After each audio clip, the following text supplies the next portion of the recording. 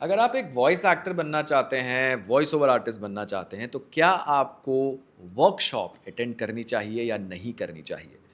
Well ज़रूर करनी चाहिए, बट मैं एक चीज़ कहूँगा, पहले अपना रिसर्च अच्छी तरह करिए। आप फॉर एग्ज़ाम्पल वॉइस ओवर, कितने तरह के वॉइस ओवर होते हैं, कितनी कैटेगरीज़ होती है, जैसे commercial advertisement, narration, explainer video, e-learning, ये सब कैटेगरीज़ को एक्सप्लोर करिए।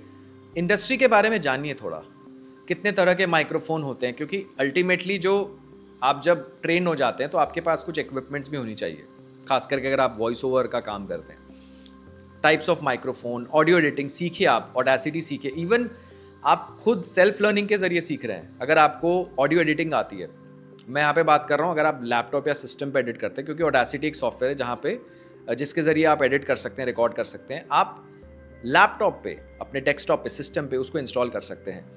प्रैक्टिस करिए थोड़ा खुद आप अपने आप अपनी तरफ से होमवर्क ज़रूर करिए इस बारे में। अपने आप को रिकॉर्ड करिए और उन लैंग्वेजेस पे काम करिए जिन लैंग्वेजेस पे आपकी पकड़ है। सो रिकॉर्ड योरसेल्फ, सुनिए पहले अपने आप को, एक्सप्लोर करिए अपॉर्चुनिटीज़, कैसे वॉइस ओवर का काम मिलता है। सो नोइंग अबाउट द इंडस्ट्री। उसके बाद ये सब होमवर्क करने के बाद आप डिसाइड करिए कि आपको कौन सी वर्कशॉप ज्वाइन करनी है, जहाँ पे आपको सबसे ज़्यादा वैल्यू मिल पाएगी। इससे पहले जो भी मैंने आपको यहाँ पे सजेस्ट किया, जो भी होमवर्क करने को कहा, आप सारी इन्फॉर्मेशन ऑनलाइन सर्च कर सकते हैं। Everything is available on the internet. आप अगर इस चैनल को भी फॉलो करते हैं तो यहाँ पे भी आपको सारी चीज़ें, लगभग मेरी कोशिश है मैं बताने की कोशिश करता हूँ। उसके बाद आप डिसाइड करिए कि आपको कौन सा कोचिंग प्रोग्राम, कौन सा आपको वर्कशॉप जो है वो ज्वाइन करना है आपको।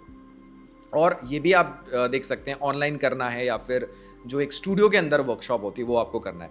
अगर आप कोई टियर 2 टियर 3 सिटी में रहते हैं, मैं एज्यूम करता हूँ आप डिसीजन लेना चाहते हैं कि या तो आप दिल्ली में जाओगे या मुंबई में जाओगे, आप पहले देखिए, ऑनलाइन वर्कशॉप लेके देखिए, उसका कितना असर होता है, कितना इम्पैक्ट होता है। स्टेप बाय स्टेप चलिए। और अगर आप बिल्कुल कॉन्फिडेंट है कि हाँ, मुंबई में जाना है, ये वर्कशॉप अटेंड करनी है, आपका इतना बजट है, या डू इट। बट पहले आपका कुछ होमवर्क होना चाहिए, क्योंकि इट्स इम्पॉर्टेंट आप सही डिसीजन लें।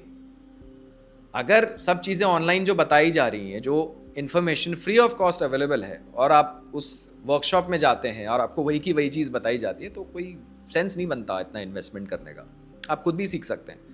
इनफैक्ट लोग 50,000 1-1 लाख रुपए जो खर्च कर रहे हैं वर्कशॉप में, आप इतने में अपना होम स्टूडियो सेटअप कर सकते हो, होम सेटअप कर सकते हो आप इतने में।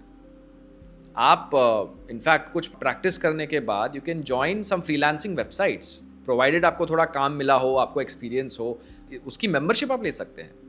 So make a wise decision, do your homework, do your research. उसके बाद डिसीजन लीजिए कि आपको वर्कशॉप अटेंड करनी है या नहीं करनी, या फिर सिर्फ जैसा मैंने कहा, एक जो इस तरह की जो वर्कशॉप होती है ऑनलाइन, आपको भी पता है कि ऑनलाइन वर्कशॉप में लिमिटेड बताया जाता है, बट उसमें ये होता है कि इट्स बजट फ्रेंडली, इकोनॉमिकल होती है, तो पहले आप वो अटेंड करके देखिए। सो यही मेरी राय है। मैं बिल्कुल भी खिलाफ नहीं हूँ कोचिंग के, बट पहले again do your research. Thank you for watching this video. अगर आपको ये कंटेंट पसंद आया, whether it's related to voicing और पॉडकास्टिंग, अगर आपने इस वीडियो के जरिए वैल्यू गेन की, तो please subscribe to this channel, और ऐसे ही यूजफुल वीडियोस आपको आगे भी मिलते रहेंगे।